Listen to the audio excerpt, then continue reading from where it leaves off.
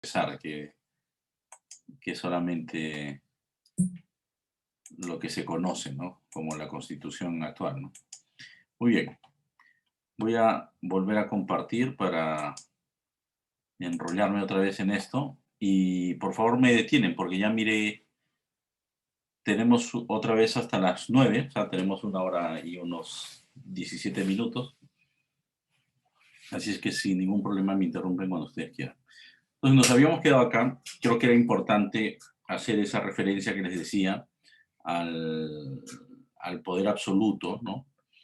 Esta monarquía que el rey se vuelve totalmente soberano, es decir, la soberanía pasa al rey y el rey pues ya no tiene ningún límite y por eso es que comienza a centralizar el poder, comienza a eliminar la participación política de los nobles y ahí sí queda reducido, o sea, el poder sí del monarca absoluto es, es inmenso, ¿no? Y necesita de toda una estructura,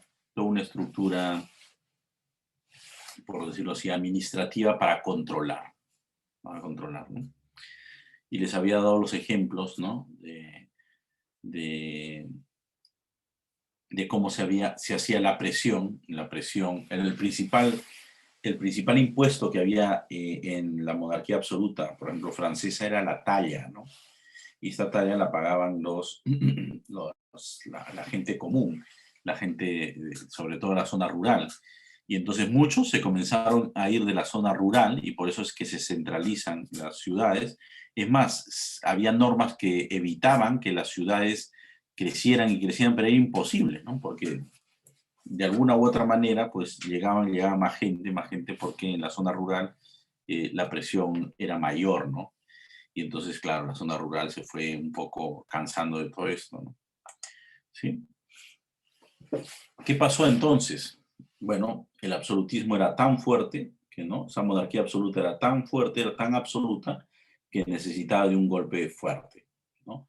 Y todo esto se va cocinando con la Ilustración, ¿no? La Ilustración, que era un movimiento, ¿no? De grupo de pensadores, ¿no? De pensadores que estaban ahí mezclados, burgueses, nobles, ¿no? Y entonces todos iban pensando y diciendo, oye, ¿qué pasa con esta situación? La monarquía nos está dando, nos está presionando, nos está ahorcando, ¿no?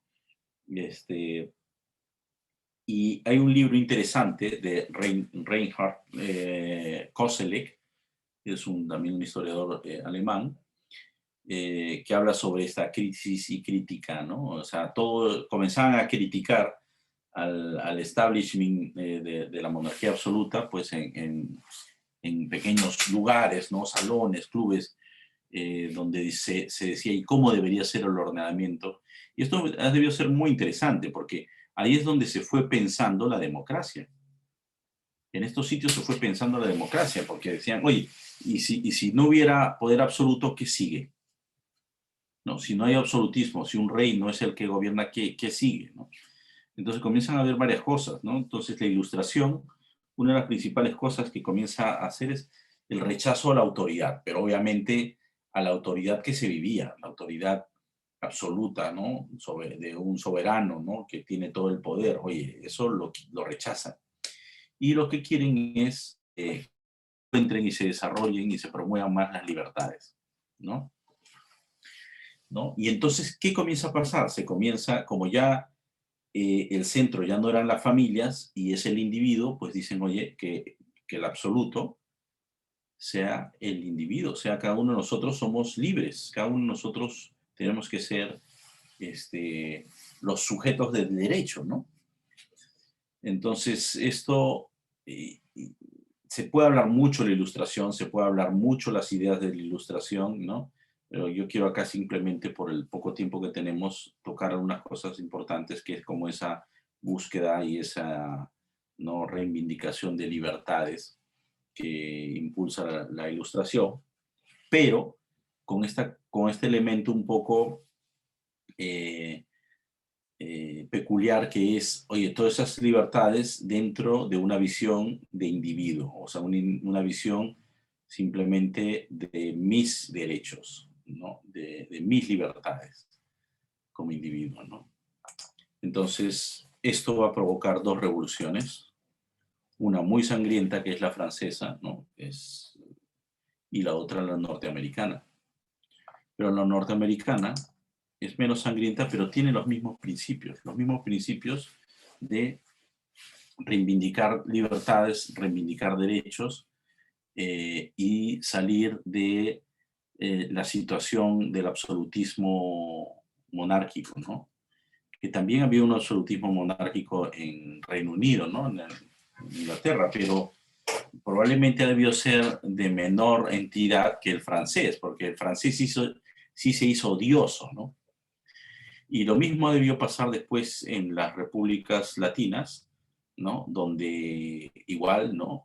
Ese centralismo, pues tampoco fue bien querido, ¿no? Fue en cierta manera odioso, pero se tenía un recuerdo de la unión familiar y la religión, que hasta ahora sigue, la religión católica sigue siendo un tema importante dentro del mundo latino, que, que claro, se dice, oye, pero esto lo hemos vivido dentro de nuestra monarquía, dentro de nuestro imperio español, ¿no? Entonces, ¿cómo salirnos de esto? Ya lo hablaremos cuando hablemos de cohesión social en una sección futura, que creo que ahí es un elemento importante que aún se puede rescatar, ¿no? O se puede construir en base a estos elementos importantes que tiene aún la sociedad latina, ¿no? En este caso la sociedad peruana, ¿no? ¿Sí?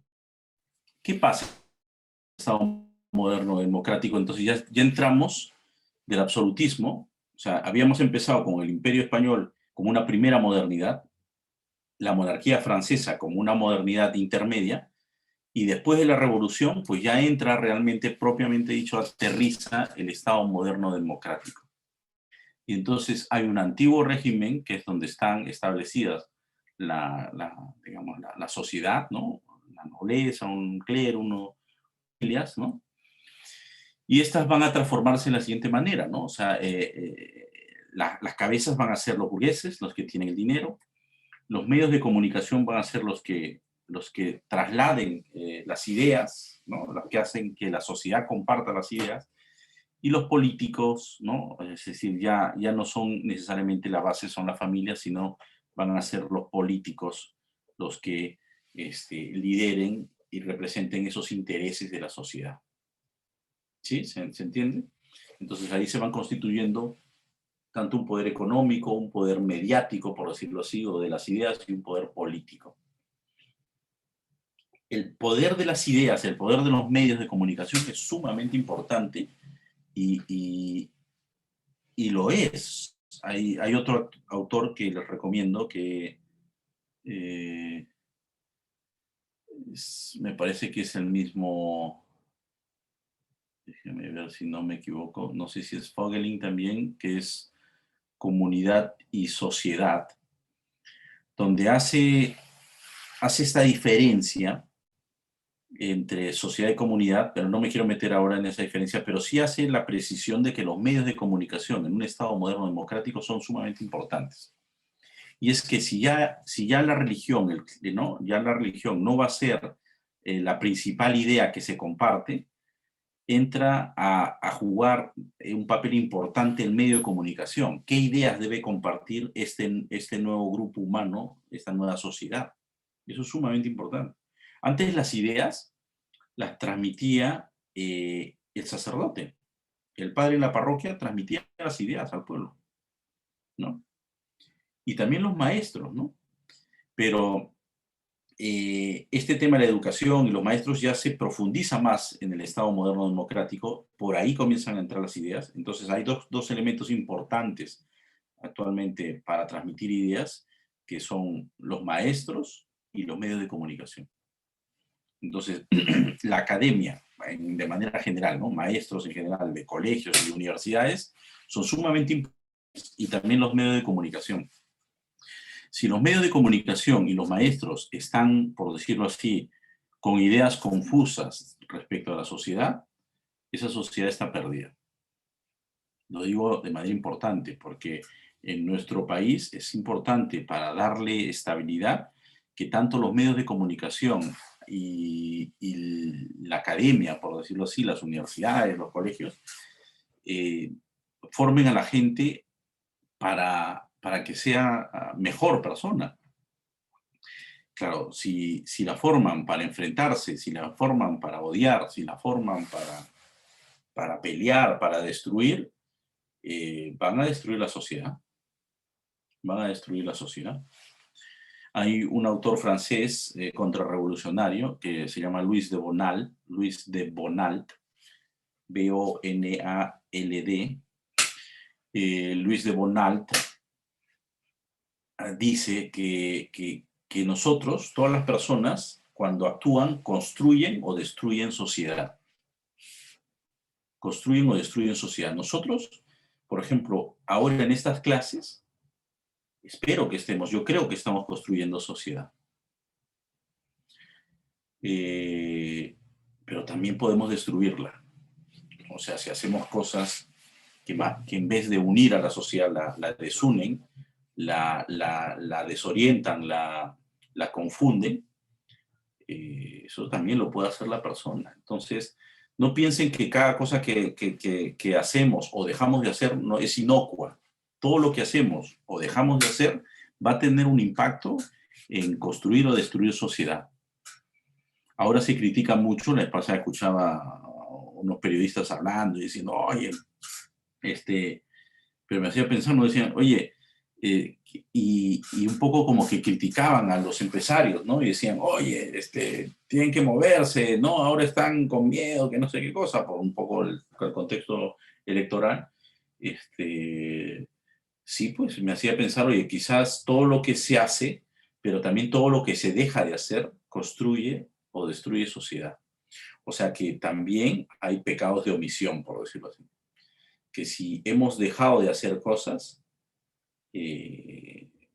nos pasa la factura en algún momento. Por eso es muy importante que cuando uno piense que ya ha hecho todo, pues se examine y diga, oye, ¿qué más puedo hacer? ¿O qué estoy dejando de hacer? Esto tiene que ver mucho con no perder el tiempo, ¿no? No perder el tiempo. Ustedes que son jóvenes no pierdan el tiempo, ¿no? O sea, aprovechenlo al máximo. Porque cuando dejan de hacer cosas, cuando no se involucran en lo que está pasando en su sociedad, puede ser que la estén destruyendo o estén sembrando la destrucción de la futura sociedad, ¿no? Entonces, esto es importante. O vuelvo a decir, aquí estoy hablando de los medios de comunicación, pero también es la academia. Lo que cambió. O sea, lo que ha pasado ahora en el Estado moderno democrático, el poder económico es sumamente importante porque es el poder fáctico. Con el poder económico es que se pueden hacer las cosas, ¿no? Y con el poder mediático es que se puede construir una cultura, construir lo que piensa una población.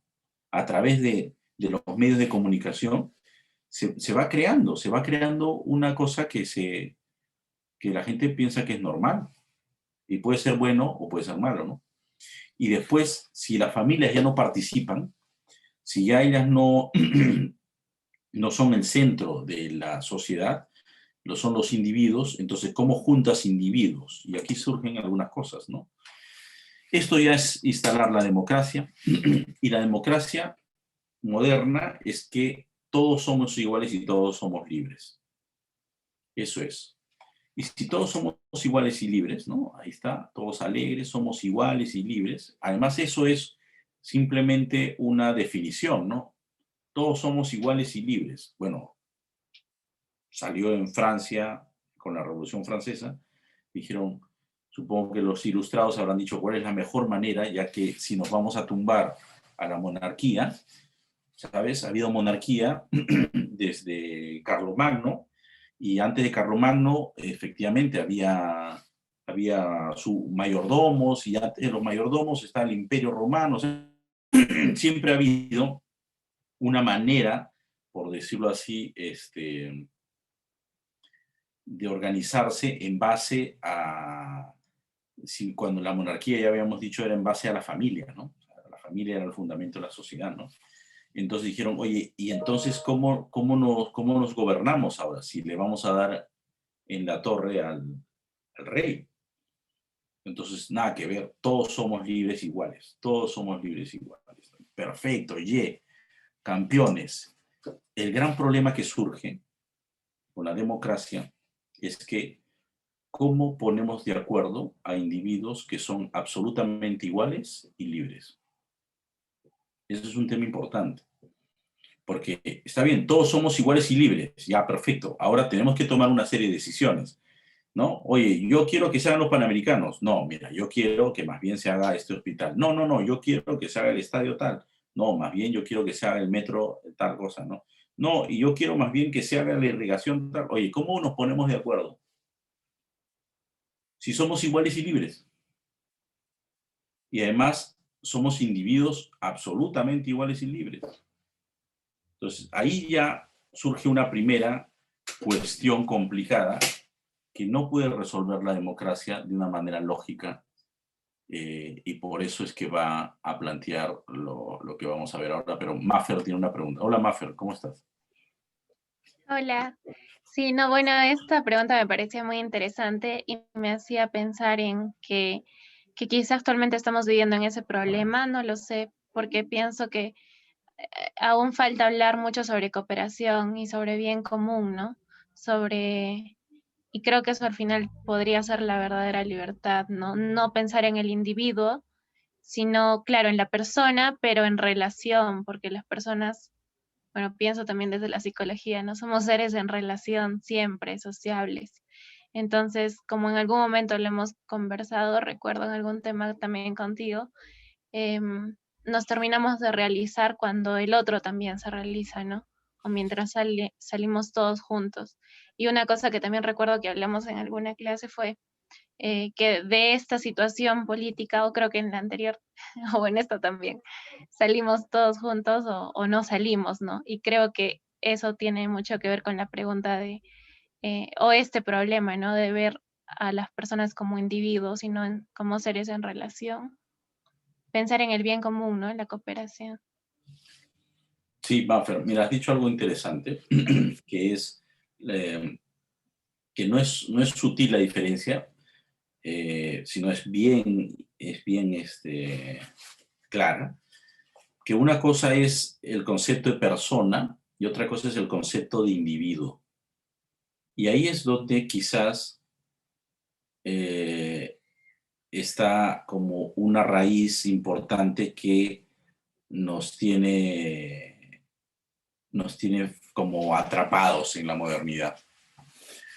El concepto de persona es más profundo, es más rico, eh, y como tú bien has dicho, la persona se realiza con otras. Más, no lo narran ni siquiera los cristianos. El primero que dice esto, pero no usa el término persona, sino él habla de ser, ¿no? De ser humano, ¿no? No habla del tema persona porque el término persona ya es un poco más cristiano. Es Aristóteles. Aristóteles dice que ¿no? El ser humano es relacional, ¿no? O sea, necesita de otros para lograr ser lo que está llamado a ser.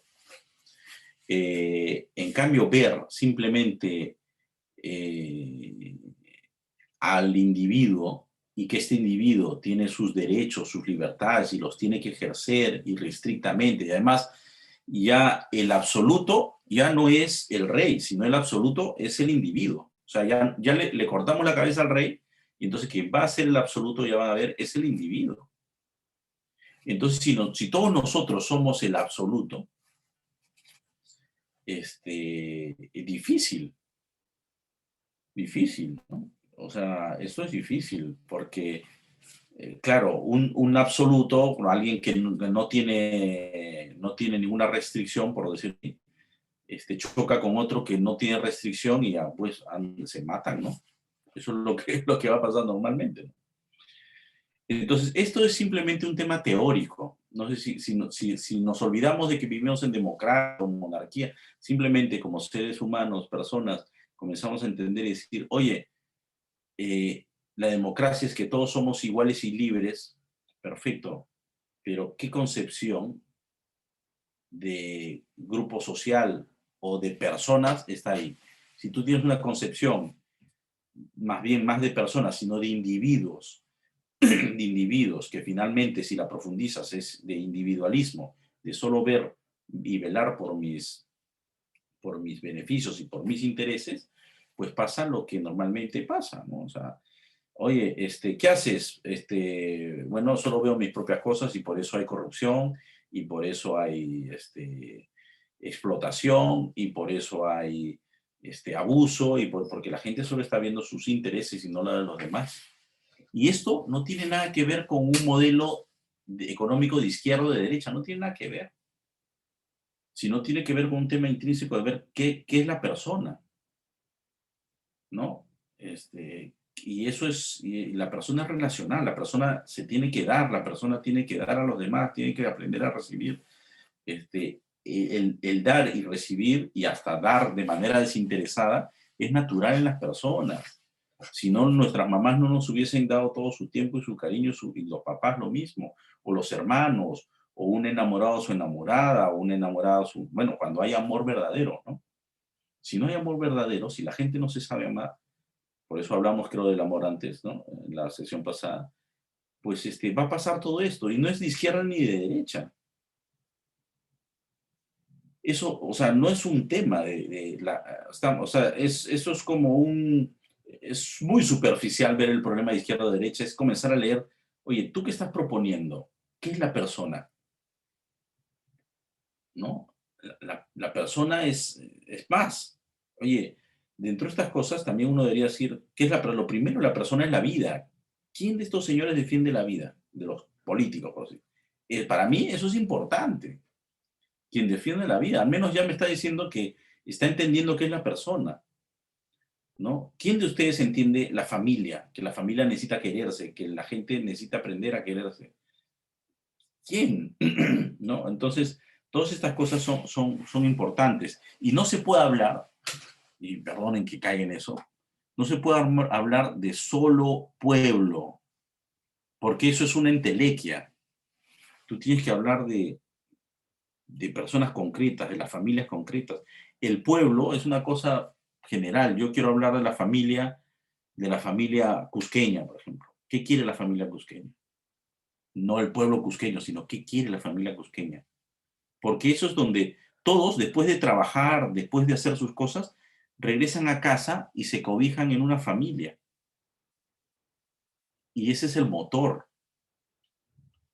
Yo al menos no entiendo por qué en la sociedad actual, en la sociedad moderna, contemporánea, no se le da el valor a la familia.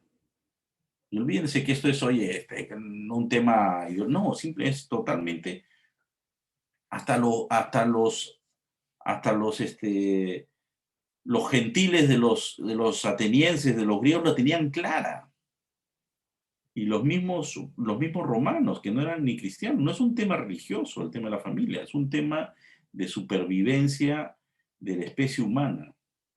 Si no hay familia, no hay especie humana. Lo tenían claro los romanos. Y por eso que detallaron tanto el derecho a la familia, la adopción, una serie de cosas. Oye, todo esto lo tenían claro los romanos sin ser cristianos ni católicos, lo tenían clarísimo. Sandra, ¿cómo estás? Perdóname. No, Sandy, sí, estaba muy interesante escuchando y justo con todo lo que mencionabas, con la intervención de Mapper, todo ello, se me vino algo a la mente y justo hablábamos justo acá que no solo hablar de un pueblo, sino hablar de una familia. Y bueno, acá yo quería resaltar algo, el tema de también, por ejemplo, digamos, ¿por qué no rescatar también como parte, digamos, el conocimiento y parte de la cultura andina, que habla también mucho de esto?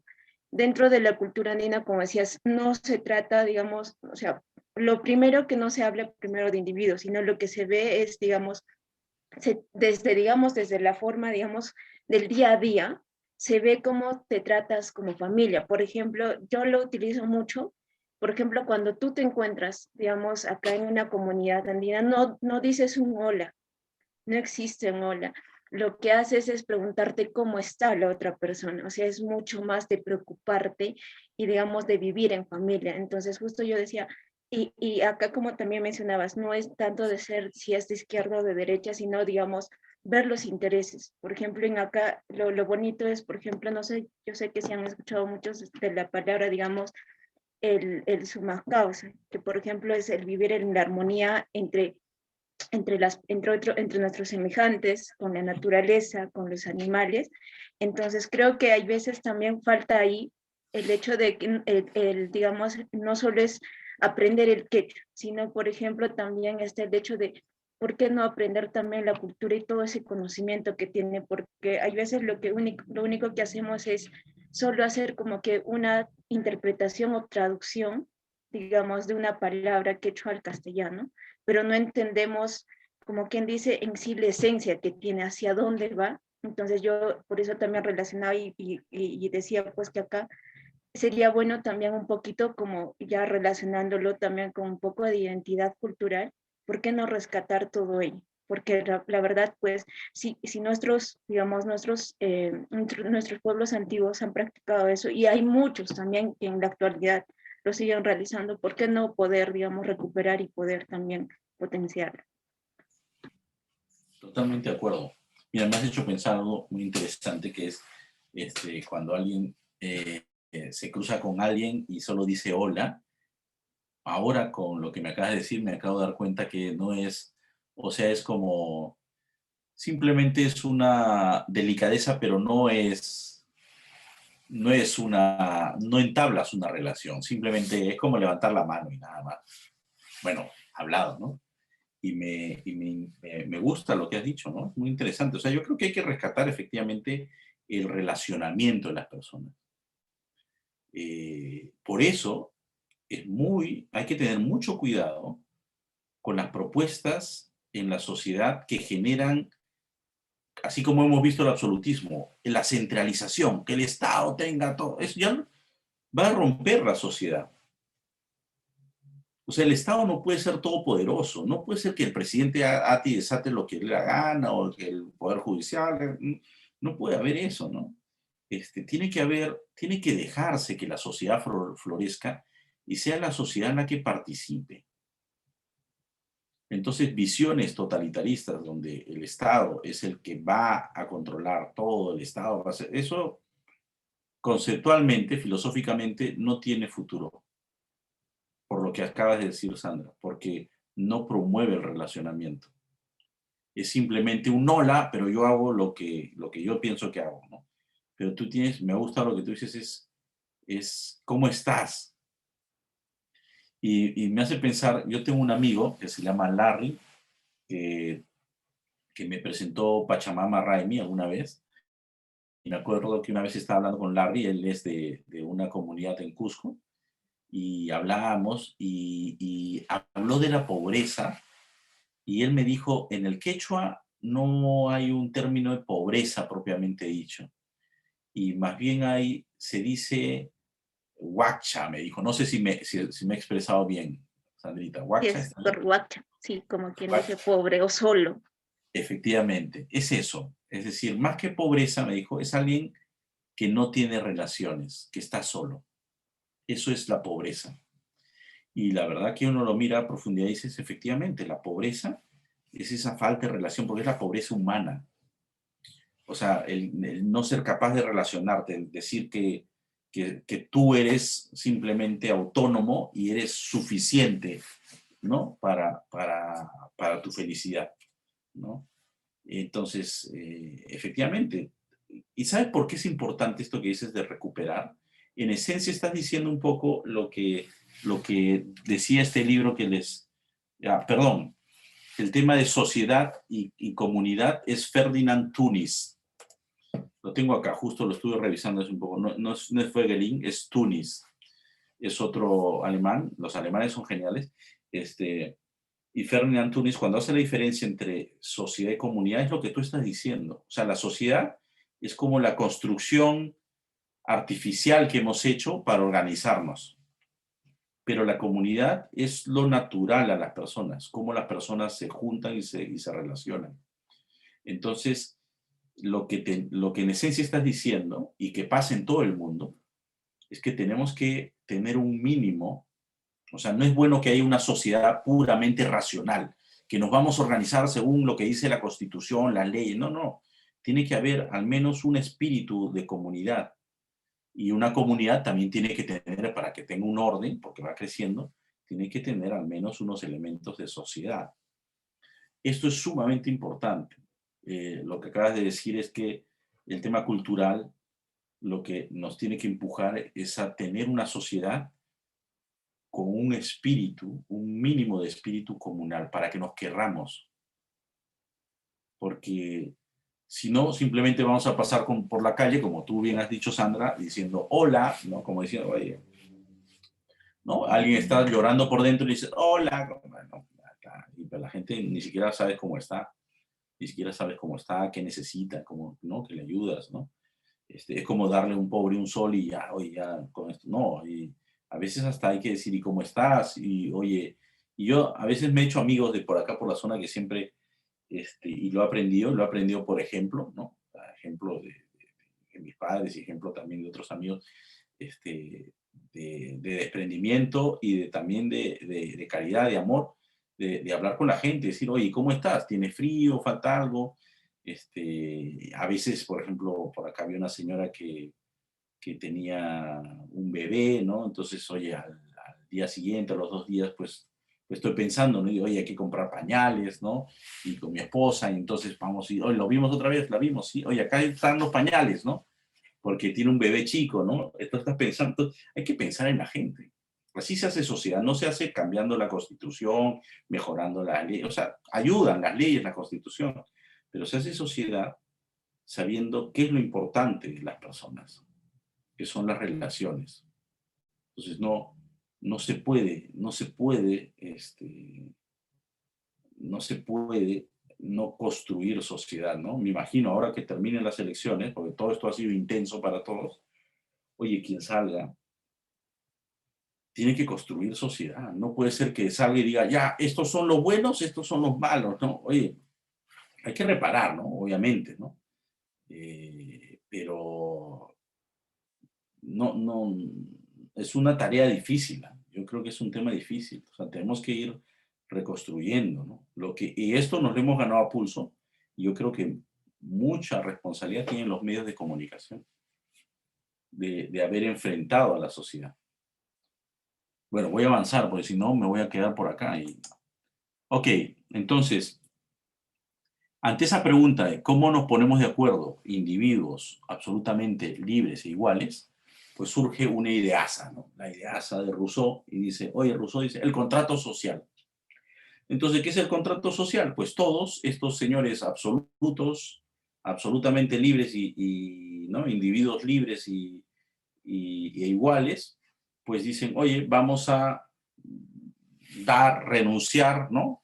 A nuestros derechos y se los damos a un Estado, y este Estado lo que nos va a dar es un orden social, una paz. Pero como lo damos todo en un momento, no damos nada. Es un poco, lean el contrato social. Es esto, ¿saben qué es? Es una ficción, desde mi punto de vista, porque es una teoría. En la realidad nunca han visto un contrato social por ahí andando. O ustedes alguna vez han firmado un contrato con el Estado peruano. Tienen un contrato firmado con el Estado peruano. Yo tengo un contrato de compraventa, de alquiler, de alguna cosa mía, no sé, pero yo no tengo un contrato que haya firmado con el Estado peruano.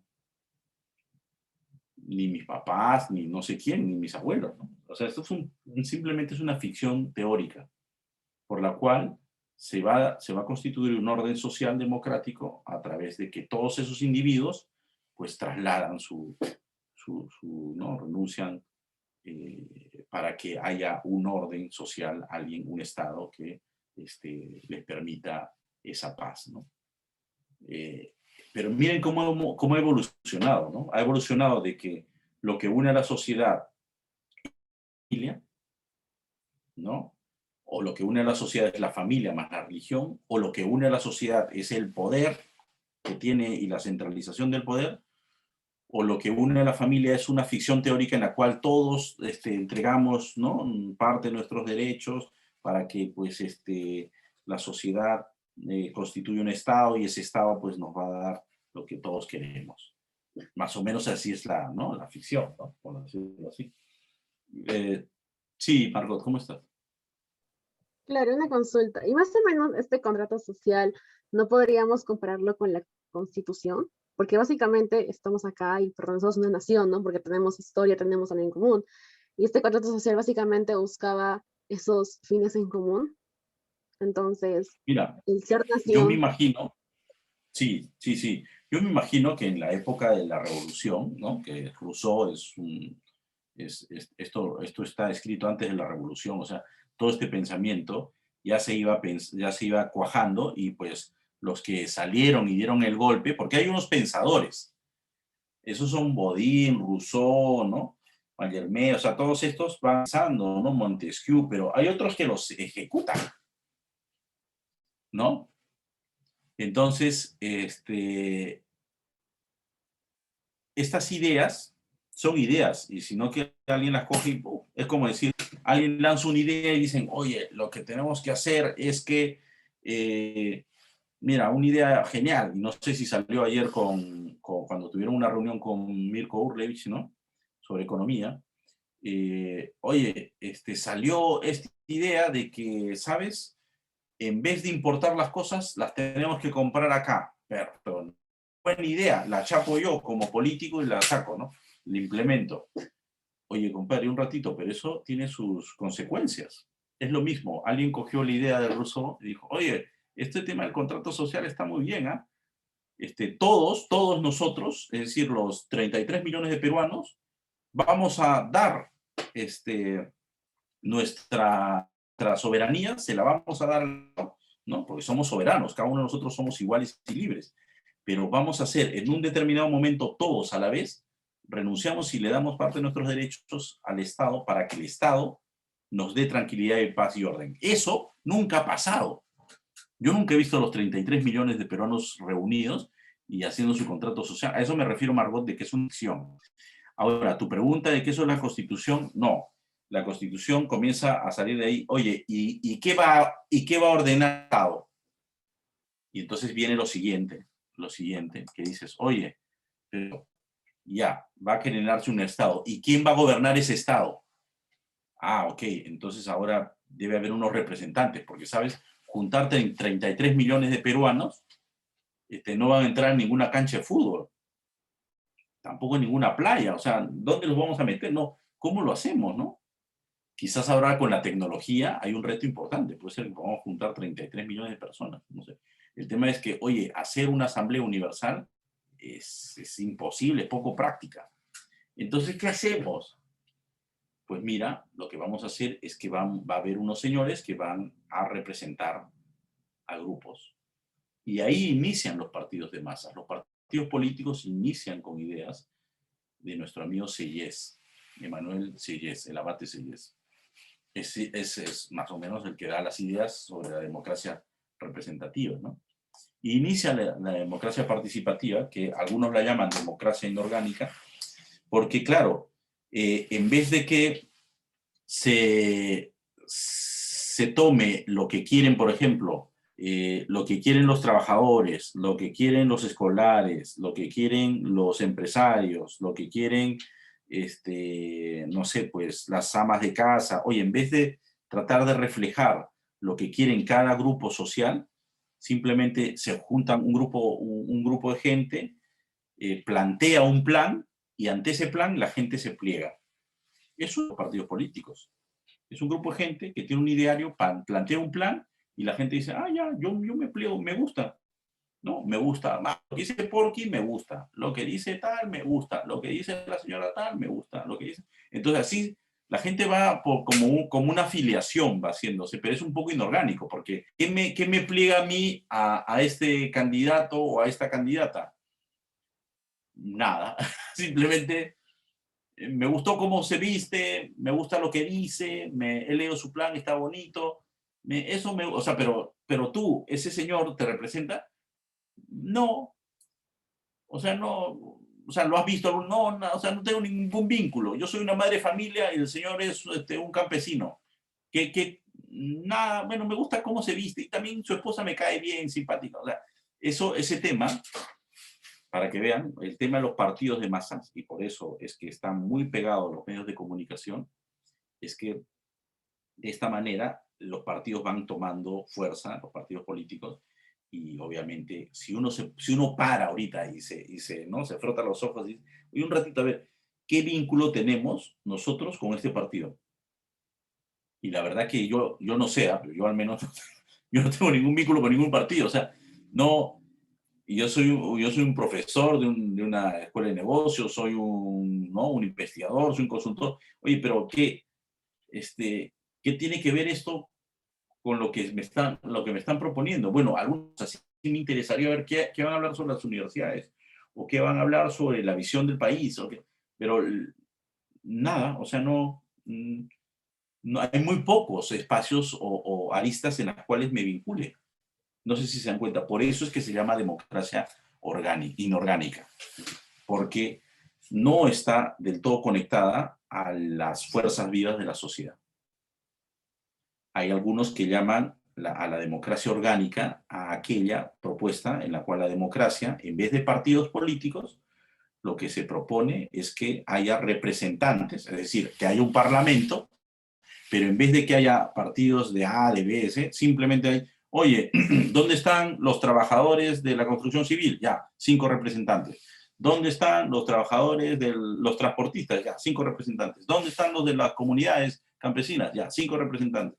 ¿Dónde están las madres de familia? Ya, 5 representantes. Entonces, esa es democracia orgánica porque se pliega a reflejar las fuerzas vivas de la sociedad. En cambio, la democracia inorgánica, por decirlo así, ¿no? Está más relacionada al desarrollo de los partidos de masas y asentada, obviamente, el tema de los partidos de masas en los medios de comunicación. Imagínense si no existieran medios de comunicación, oye, no entrevistarían a ningún político. ¿Dónde hablarían los políticos? Tendrían que gastarse más, ¿no? En ir para acá, para allá, y se paran en una plaza y hablan y no sé, ¿y quién es este señor? Mira, quiere hacer algo ya, pero ¿tú lo conoces? No, de nada. Bueno, de nada, pues estarían perdidos en el espacio, ¿no? Entonces, esto es bien sugerente. Entonces, solo voy a retroceder un poquito. El contrato social plantea una visión racional de cómo ordenarnos socialmente. Es decir, ¿quién va a gobernar? Ya no es un monarca, ya no es un rey, ¿cómo es? No, va a ser la democracia. ¿Y qué es eso? Bueno, va a haber un Estado.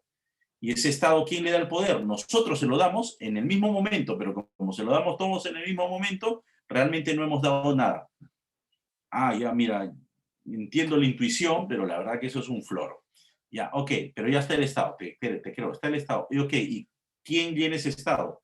No, mira, va a haber pues un parlamento, y en este parlamento van a estar representados pues intereses, ¿no? ¿Y quiénes van a enarbolar esos intereses?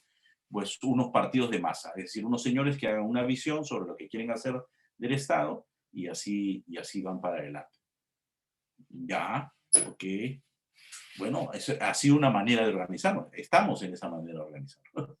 Es decir, a través de los partidos de masa. Estamos así. Entonces, no hay mucha más ciencia, ¿no? Esta es la democracia. Esta es la democracia. Entonces, la democracia la democracia moderna está basada en unas ideas racionales, porque claro, viene de la Ilustración, entonces tiene que tener un vínculo, no sé. Oye, está muy bien racional, pero en la práctica nunca he visto un contrato social andando con patas y ni tampoco lo tengo en mi casa. Ninguno de nosotros en el mundo ha hecho un contrato social, simplemente ha sido la manera por la cual la gente ha dicho, ya, ok, tenemos que organizarnos y nos organizamos así. Ya, muy bien, ya está, perfecto, ¿no? Entonces, ya así. Pero de ahí es bien complicado, ¿no? Sí, no sé si se está entendiendo. Yo no es que esté dinamitando la democracia, sino que es una circunstancia complicada. O sea, por eso es que es muy importante saber cómo podemos darle alguna estabilidad a la democracia. ¿Sí? Voy a hacer como un resumen acá sobre los soberanos, el absolutismo, ¿no? Es decir, teníamos la Edad Media, donde el soberano, realmente el que tiene todos los poderes y no tiene límites, es Dios. Eso era en la Edad Media. Tenemos una pregunta de Jacqueline antes de que puedas hacer el resumen. Ok, a ver, por favor. Jacqueline nos dice, bueno, justo estabas hablando del tema de la representatividad, por ello los congresistas son nuestros representantes en el legislativo, ¿no? Y la pregunta es, ¿cómo podemos acercarnos a ellos? Al final, ¿cómo podemos participar? Pregunta. Claro, claro. Bueno, se entiende, Jacqueline, primero de que como son partidos que han propuesto un plan, primero que ese plan no necesariamente te han invitado a ti a armarlo, ¿no? Simplemente lo han hecho, lo han construido y lo han presentado. Entonces, ahí ya no has participado, por decirlo así. Bueno, casi nadie ha participado. Son unos pocos los que hacen ese plan. Entonces ya hay un reto ahí de sentir que participas. La otra cosa es que muchos de los representantes son de provincias, ¿no? Y tú dices, oye, acá está el congresista de Arequipa. Lo que está mal es que cuando vienen a Lima, están desvinculados. El congresista de Arequipa se desvincula totalmente de Arequipa. Yo sé que en la Gira de la Esperanza hay unos muchachos, y unas chicas sobre todo, de Apurímac, muy simpáticas ellas, que han hecho un proyecto para entrevistar en la primera vuelta a los candidatos de Apurímac. Una cosa importante. Pero me acuerdo que cuando hacían estas cosas y hablaba con ellas, salía el tema de que estos señores van a ser electos congresistas de la República, pero su chamba va a estar en Lima, y entonces se van a instalar en Lima. Si bien van a tener semanas de representación, pero su vínculo, o sea, va a ser de todo, va a ser, o sea, van a venir todos de Apurímac para distintas cosas, les van a tocar, y los señores no tienen, primero, no tienen iniciativa de gasto, no, tienen que controlar al Ejecutivo. O sea, y después, como su trabajo va a ser muy poco eficaz, y tampoco hay reelección, pues los señores están ahí nomás de pasada. O sea, imagínate en un trabajo en el cual simplemente va a estar, imagínense que ustedes los contratan para un trabajo en el cual solo tienen 5 años y es poco grato y es totalmente, tiene todo está planificado o todo casi está hecho como para que ustedes los odien, ¿no? Tengan muy baja popularidad, no tengan ningún impacto su chamba, ¿no? Entonces, todo eso, la verdad que hace pensar, oye, la verdad, ¿de qué sirve el Congreso, no? Pero sirve muchísimo, primero, ¿no? O sea, porque es esto, si se dan cuenta, cuando estoy hablando de leyes, es lo primero que se pensó, oye, ¿cómo están representados los señores? ¿Cómo representamos esos 33 millones? Oye, hagámoslo a través del Congreso. Es más, el Congreso debería ser.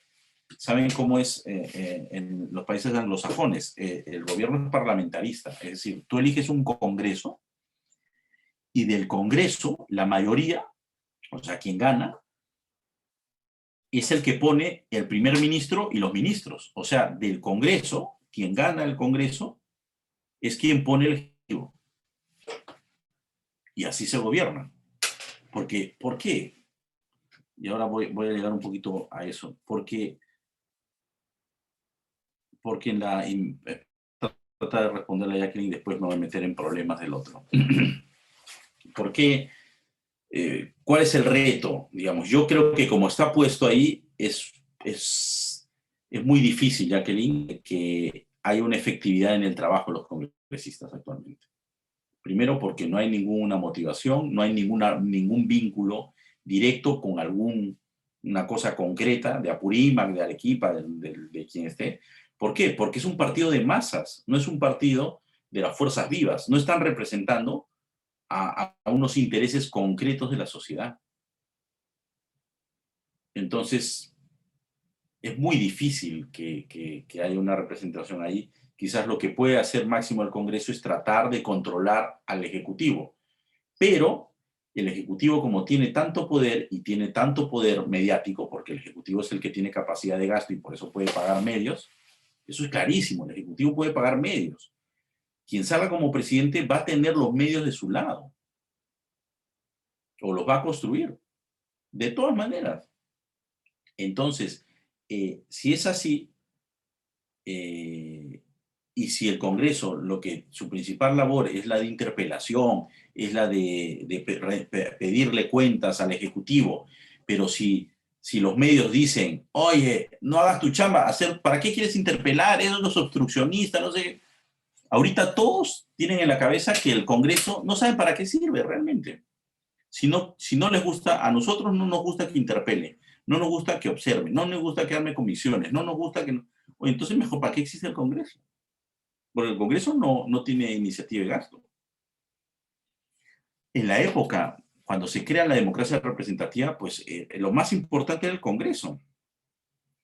Pero ahí ya comienza a armarse una cosa también rara de que, oye, entonces, ¿y por quiénes vamos a votar? ¿Quiénes nos van a representar? Y bueno, son estos partidos de masa que lo que van a tener son ideas. Es muy difícil, no sé si están entendiendo la dificultad en la que estamos, o sea, la democracia está en una dificultad bien interesante, porque la representación no es efectiva, no hay ninguna motivación tampoco para hacer una buena representación, no va a haber, va a seguir siendo la institución más odiada del Congreso, del Parlamento, porque nadie entiende su labor, porque nadie ha participado en esa construcción de las ideas de los partidos, porque ellos no representan más que ideales o afectos o relaciones pues un poco sentimentales de la gente vota por eso, y siempre cada 5 años, oye, el voto es sentimental, obvio, pues compadre, ¿por qué es sentimental? Porque ninguno de esos señores tiene un vínculo con los congresistas, ninguno. O ustedes se sienten, quizás me equivoco, pero no sé si todos los que estamos acá, ninguno tiene algún representante en el Congreso, ¿tienen algún representante? ¿Los jóvenes tienen algún representante? Bueno, hay jóvenes ahí, pero no sé si representen a los jóvenes, ¿no? Intentarán, ¿no? No sé si se está entendiendo, ¿no? Entonces la pregunta de Jacqueline es muy difícil, y yo estoy seguro que le van a dar con palo también a este Congreso. Bueno, tiene muy poca circunstancias, muy pocas cosas para defenderse, muy pocos escudos, muy pocas herramientas para defenderse. Sandy, Jacqueline vuelve a preguntar y dice, ¿no se puede solicitar reuniones con ellos así como en las municipalidades? Sí se puede. Lo que pasa es que no tienen no tienen mucha capacidad de influir. No tienen mucha capacidad de influir. En el Ejecutivo, obviamente, ¿no? Entonces, cuando pasa eso, Jacqueline, es decir, oye, los congresistas, yo conozco a algunos congresistas, son personas buenas, y reciben a la gente, viajan. Yo he viajado inclusive con algunos que alguna vez, alguna congresista que me invitó para entender bien la minería informal, hice 2 viajes, hice uno a Huancayo, ¿no? También hice otro, me parece, a Cajamarca. Oye, es muy interesante, la gente que chambeaba, y tenía su capacidad de gestión, pero se estaba ganando a pulsos la representación, ¿no? Entonces ya eso depende de un congresista que dice, ya, yo me quiero meter con los mineros y yo quiero ayudarles a los mineros. Ok, tiene 5 años para hacer algo ahí, pero quien tiene el poder de hacer las cosas, porque después de esas reuniones con esa congresista, dijimos, oye, qué interesante, ahora tenemos un modelo de cómo ayudar a los mineros informales. Vamos al Ejecutivo. El Ejecutivo ni bola. Bueno, estábamos ahí con el ministro, no voy a decir quién es el ministro, ¿no? Pero el ministro ahí ni bola. Ni idea, tampoco creo por mala intención, simplemente no tenía no le daba, ¿no? No le daba el tema al ministro, ¿no? Entonces, complicado, ¿no? No sé si le estoy rompiendo los sueños a Jacqueline, pero es bien difícil. Por eso es que es muy importante entender que la democracia tiene unas trampas. Es decir, no porque todos son iguales y libres. Dificilísimo implementarlo. Ya nos hemos, primero, el contrato social, y después ahora la representación, es toda una chambaza. Y no es fácil. Y esto surge por otra cosa interesante, que es el poder. Espérenme un momento. Lizzy, tengo acá una cosa en... Solo denme un... Claro, Sandy. Aprovecho para mencionarles que ya tenemos todas las sesiones y las evaluaciones colgadas en la plataforma para todos los que están ahora en la sesión de Zoom. Igualmente para nuestros amigos que se han inscrito de manera gratuita a este curso, pueden entrar a la plataforma, también tienen acceso a la plataforma y van a poder ver los videos de estos videos de estas clases, las clases que están colgadas y las sesiones que están corriendo. De igual manera, para todos los que están inscritos, tenemos acceso a la biblioteca donde está el material que Sandy está comentando. Listo, Sandy. Adelante. Ya, discúlpeme, sino que igual yo igual soy profesor, pero tengo a la familia acá y acaba de llegar la familia y saben, como estaba solo en la casa, no tenían llave ellos, entonces han estado tocando. Lo que he tenido que ir a hacer es abrir la puerta. Eso es bueno, la naturalidad de ahora hacerlo todo vía online. Podemos llegar a mucha gente, pero estamos en nuestra propia particular situación, ¿no? Bueno, volviendo a esto, hay unos retos importantes en la democracia. Y el tema de la representación es un tema sumamente importante. Lanzo otra cosa, y con esta vamos a ver. He hecho acordar algo de Jacqueline, pero termino esta lámina y hablo lo que ha dicho Jacqueline, que tiene que ver con el poder. Entonces, ¿cómo ha evolucionado esto? En la Edad Media, quien era el absoluto, quien era el soberano, ha sido Dios siempre para la cristiandad. Y en cambio los reyes y los emperadores participaban de esa soberanía.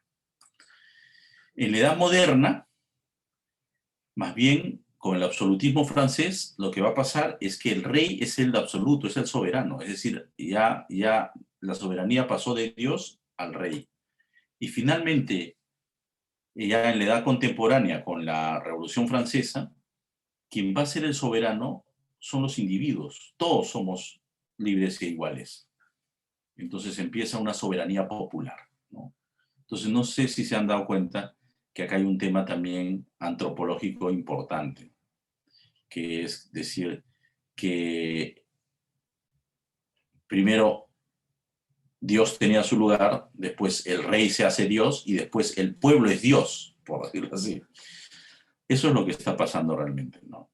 Y la base social, hasta un momento en la Edad Moderna, ha sido la familia, pero actualmente la base de la sociedad no es la familia, son los individuos. Cuando se crean derechos, inclusive también deberes, no es a la familia, es a las personas, a los individuos.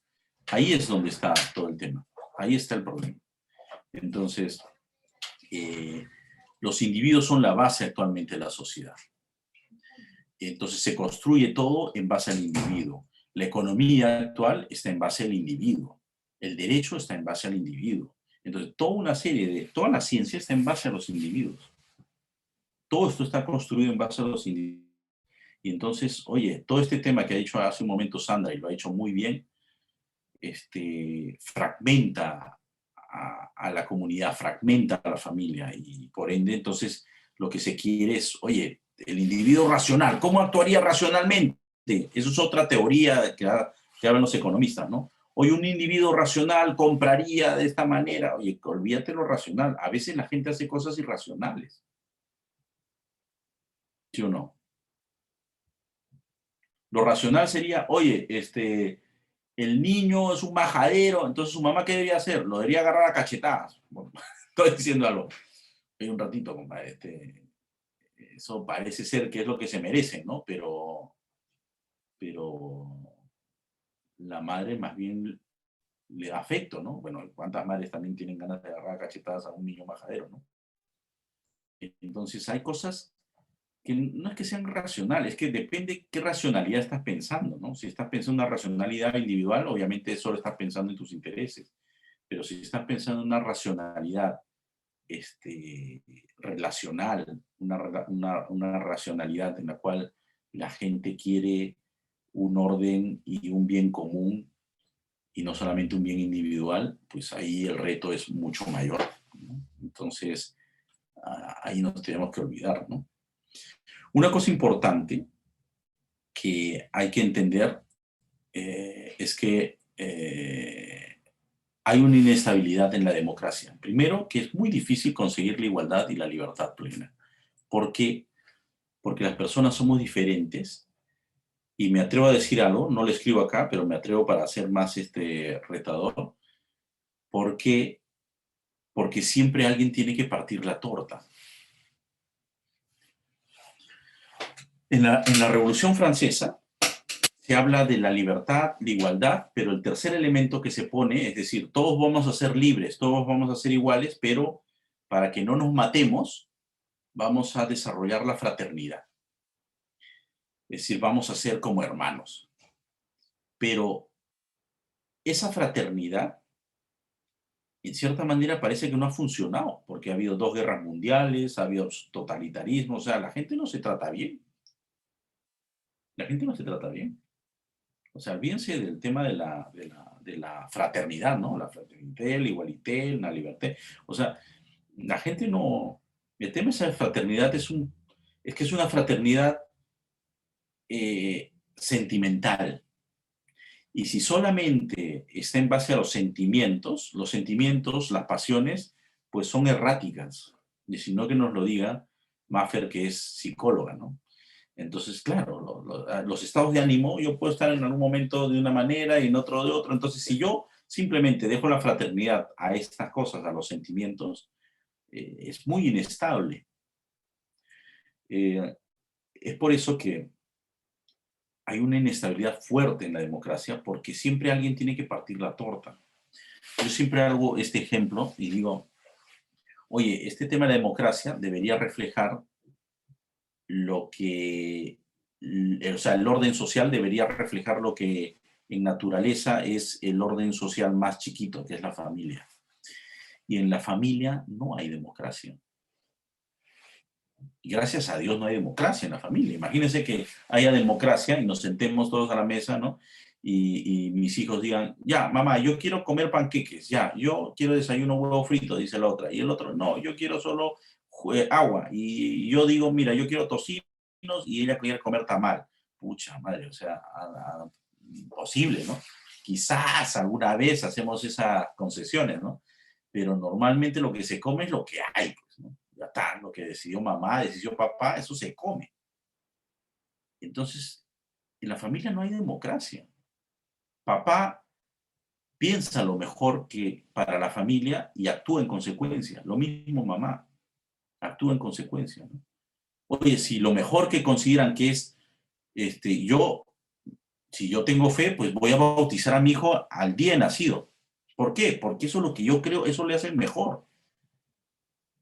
Claro, también puede venir la onda de decir, no, la libertad, digamos, o sea, no sé qué cosa, ya hasta que tenga 18 años, bueno, la verdad que así, ¿no? Entonces, todo esto se puede ir confundiendo y llevar la democracia a la familia es generar la inestabilidad en la familia.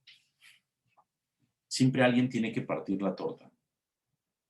Siempre en la familia actualmente, a veces pues lo hace mamá, a veces lo hace papá, ¿no? Y entre ellos conversan y van sacando conclusiones y dicen, oye, por favor, no me contradigas, ¿no?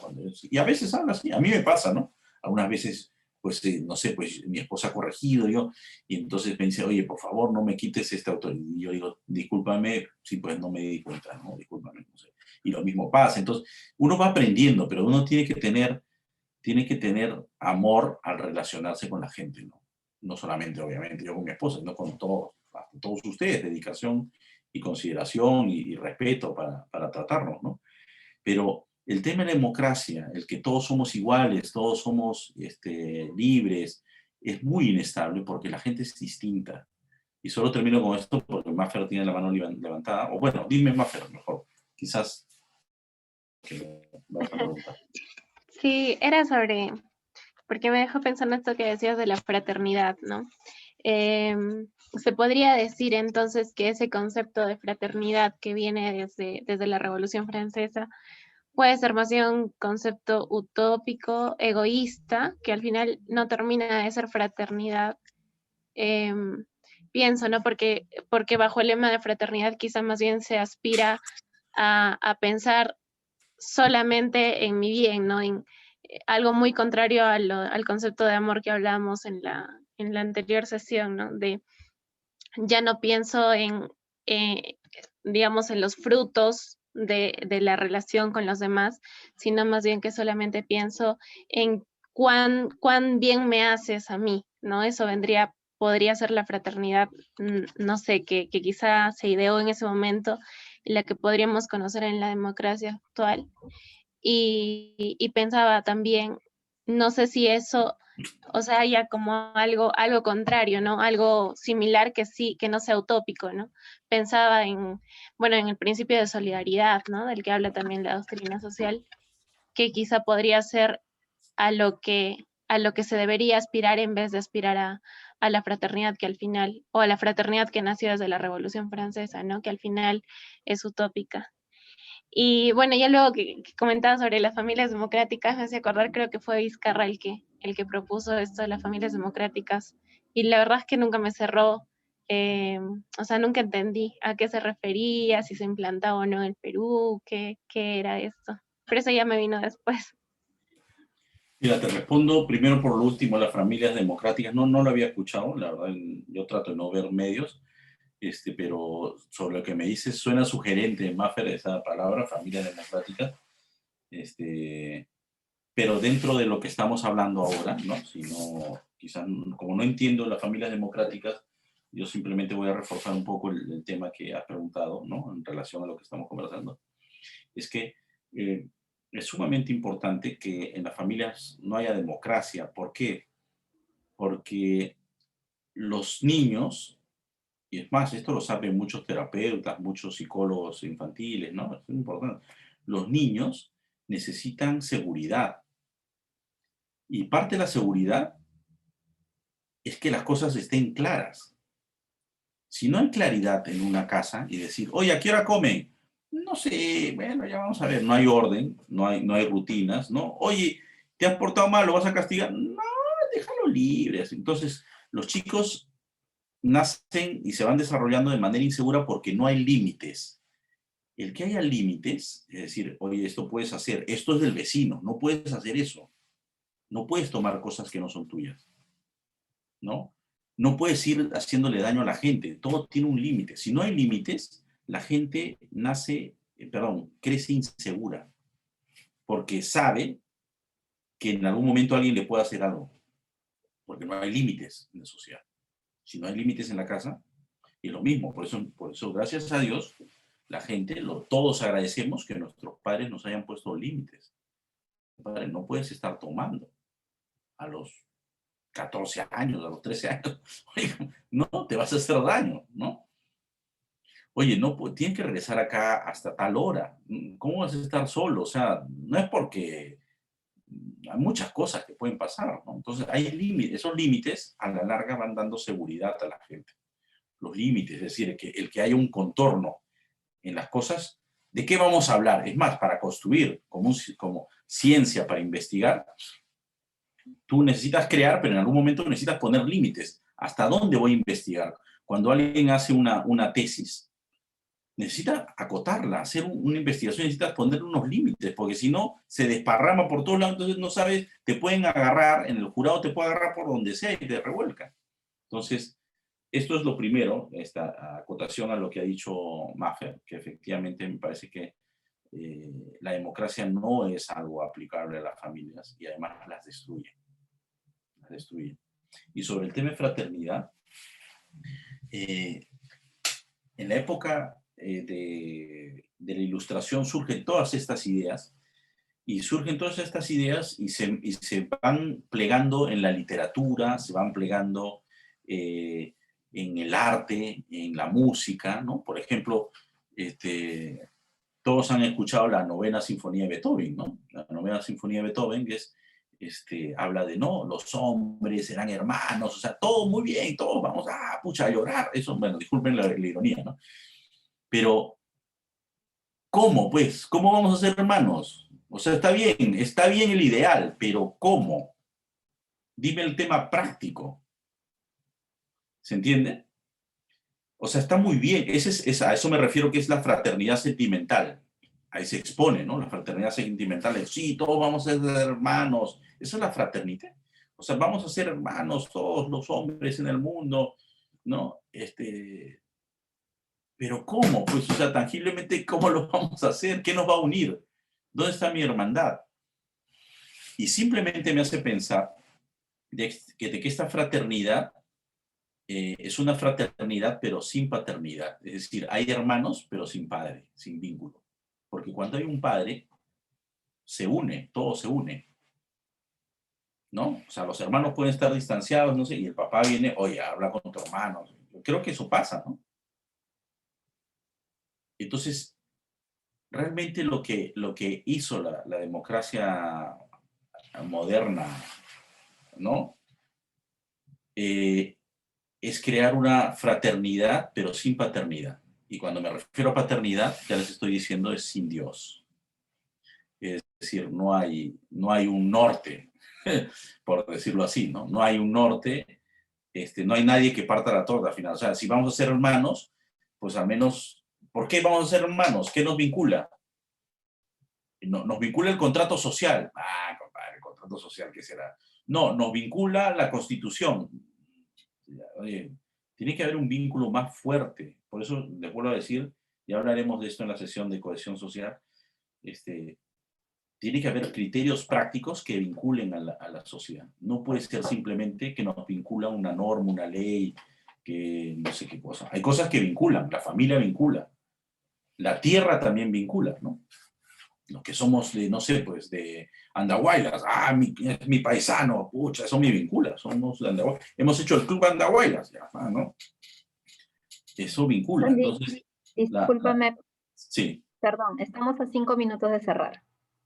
Ya, ok. Voy. Entonces, Margot, por favor, sí. Mira, justo hablando. No te escucho bien.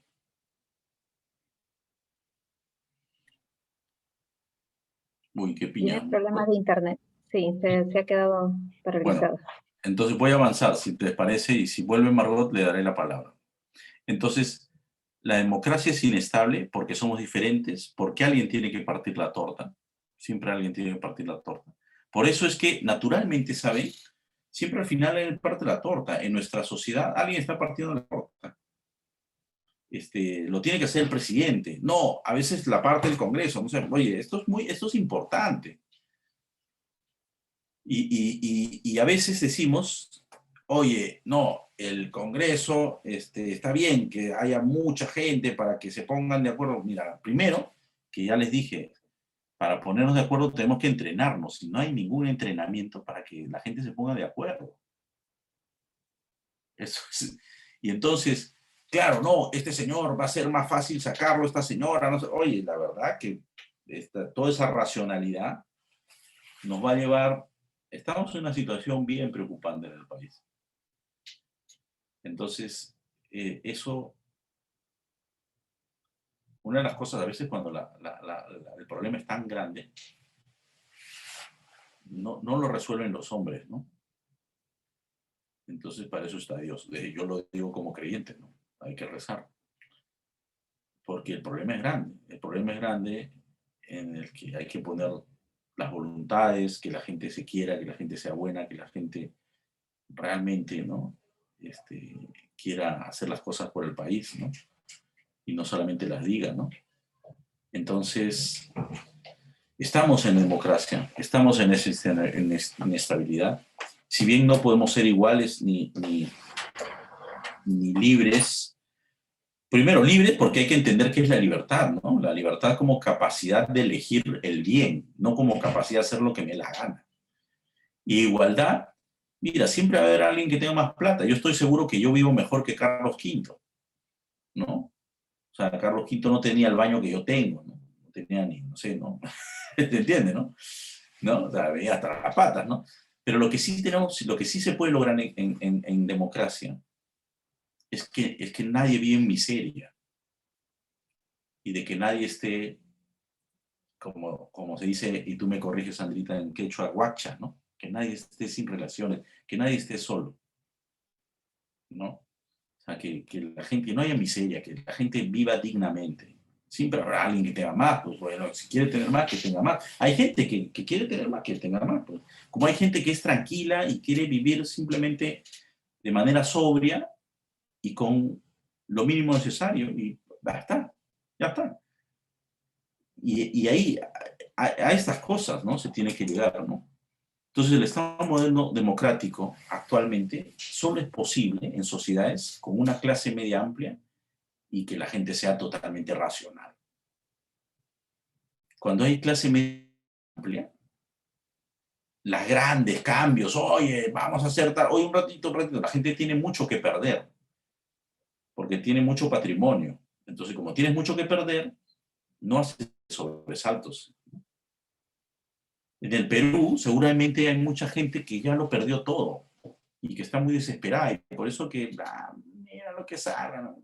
Puede ser ese del caso, ¿no? Por eso es que ante esos problemas hay que realmente, algo que nos une, lo vuelvo a decir, es Dios, porque aún somos una sociedad cristiana católica, ¿no? Y bueno, cristiana también están los evangélicos, ¿no? Es decir, que una visión trascendental de la vida. Entonces, yo creo que aplicar en un Estado democrático a una sociedad ahorita como la peruana, pues ha sido, pues genera esta inestabilidad. Ahora, ya estamos en esa situación. Entonces, lo que tenemos que hacer es, pues, pensar bien, aprender a participar en sociedad, exigir que sean estructuras de participación. Ustedes son jóvenes, o sea, tienen, más que salir a marchar, tienen que pedir concretamente qué quieren, ¿no? Oye, queremos referéndums para estas cosas. Oye, queremos, porque el poder, no hay un poder cívico aún en la sociedad. Simplemente el poder está en el ámbito económico y en los políticos, el poder político. Entonces ahí nos traen de las narices de aquí para allá y ellos pueden hablar del pueblo, el pueblo, el pueblo, pero la verdad que de poder cívico no existe. No están construyendo poder cívico. Están simplemente fortaleciendo el poder político. Y entonces ahí hay un reto más interesante, ¿no? Y el peligro que se instaura en la democracia actual, ¿no? En la democracia moderna, es que la visión que tiene la filosofía política moderna está enfocada en obtener el poder y mantenerlo. Y creo que lo habíamos hablado la semana pasada, en las primeras sesiones. Esto no es lo mejor para el orden social. O sea, el poder por el poder y para mantener el poder. O sea, si tú quieres, ¿para qué quieres el poder? Bueno, para hacer una gran revolución, un gran cambio. ¿Y cuánto tiempo quieres el poder? Lo quiero mantener no 5 años, lo quiero mantener 10. No lo voy a soltar. O sea, oye, esto efectivamente complicado, ¿no? Complicado. Por eso es muy importante, como les digo, hablar con la gente, relacionarse con la gente. Si hay gente que no tiene, hay que cambiarlo. ¿Saben lo que yo pienso? Y ya con esto me voy despidiendo, Lizzy, ya que seguramente me vas a cortar. Y yo sigo hablando y ya me has cortado seguramente. Entonces No. solamente me despido con esto, de que hay que tener también esperanza, ¿no? Hay que tener esperanza. Bueno, estamos en la gira en esperanza, pero eso es importante. No hay que perder las esperanzas. Y eso es saber que va a venir un futuro mejor, que ustedes tienen que construirlo como jóvenes, que tienen que participar más, no simplemente escuchar, mira qué bueno que va a ser esto, que va a ser lo otro, no, participar, exigir, desarrollar un capital social importante en el país, desarrollar participación cívica real, y no simplemente que nos manipulen, ¿no? Y entonces hay que tener mucha esperanza. Y la esperanza se fortalece con una visión trascendente de la vida. O sea, acá estamos de paso. Entonces, es más, la esperanza es una de las virtudes teologales. Para Aristóteles, las virtudes cardinales eran la fortaleza, la justicia, la templanza y la prudencia. Muy bien con esas virtudes. Esa es la razón de los griegos. Somos occidentales y entendemos la razón. Pero también somos occidentales y tenemos la espiritualidad. Y las virtudes teologales, pues son la fe, la esperanza y la caridad. Entonces la esperanza es una cosa sumamente importante y uno tiene que vivir abierto a la mejor posibilidad que nos va a poner Dios desde mi punto de vista. Todo es para bien. Todo es para bien. Las cosas van a ser por algo bueno. Y como yo siempre pienso, como Dios es peruano, las cosas van a salir bien. Van a salir bien. Tengan esperanza. ¿Piurano o peruano? ¿Ah? ¿Piurano o peruano? No, es peruano, es peruano. Piurano también, y arequipeño también, y Abancay también. Es peruano, Dios es peruano. Ánimo, chicos, ánimo, buen fin de semana. Ánimo, y todo es para bien, como dice Sandy. Muchas gracias. El miércoles, solamente para cerrar, muchas gracias, Sandy, por tu sesión de hoy. El miércoles tenemos una sesión, el miércoles 26, corrientes ideológicas. Vamos a tener un profesor invitado de la Universidad de Piura. Vamos a ver todo lo que es populismo, comunismo, socialismo, así que están invitados este miércoles a las 6 de la tarde. Buenas noches, muchas gracias. Buenas noches.